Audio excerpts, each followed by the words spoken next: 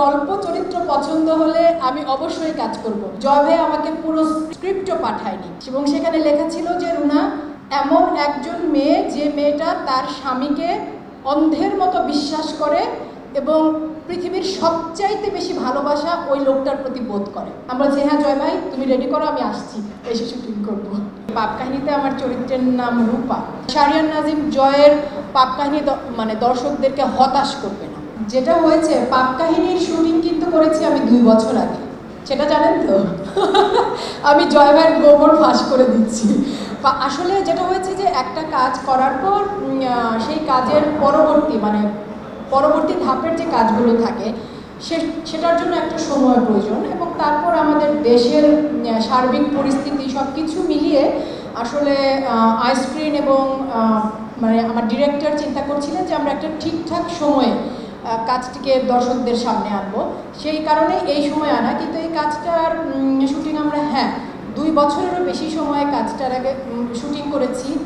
মানে আমরা অনেকটা, আপনি যে প্রশ্নটা করেছেন যে বহেমিয়ান ঘোড়া শুটিং আমি পাপ কাহিনীর অনেক পরে করেছি, ঠিক আছে। তো এই চরিত্রটি পাপ কাহিনীতে আমার চরিত্রের নাম রূপা চরিত্রটি আমার কাছে আরও অনেক আগে এসেছে এবং জয় ভাই একটু দুষ্টু মানুষ, তো সব কিছুতে একটু দুষ্টুমি মিশিয়ে দিতে পছন্দ করেন। তিনি বলছিলেন যে আমি তাকে বলেছি আমি করব না কাজটা, একদমই ভুল তথ্য দিয়েছে আপনাদেরকে। আমি বলেছিলাম আমি তোমার উপস্থাপনায় কোনো অনুষ্ঠানের গেস্ট হব না, তোমার উপস্থাপনা আমার পছন্দ না,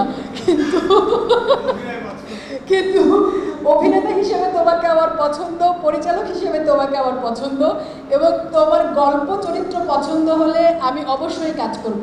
জয় ভাই আমাকে পুরো স্ক্রিপ্টও পাঠায়নি।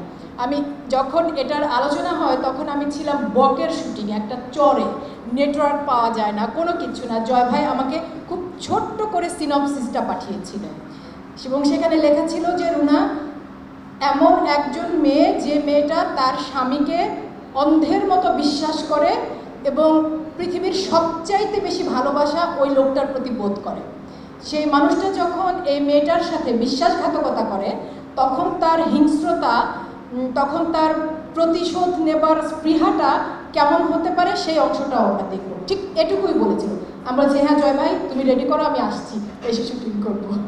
ওই যে আবারও ওই কথাটাই বলবো যে এই কাজটা দর্শকদের পর্যন্ত পৌঁছানোর মাধ্যম, আমি সবসময় বলি শিল্পী, সাংবাদিক এবং দর্শক এই 3টা শ্রেণীর সম্পর্ক একেবারে এক সূত্রে গাঁথা এবং সেই সূত্রটা গেঁথে দেয় সংবাদ মাধ্যম কর্মীরা, গণমাধ্যম কর্মীরা।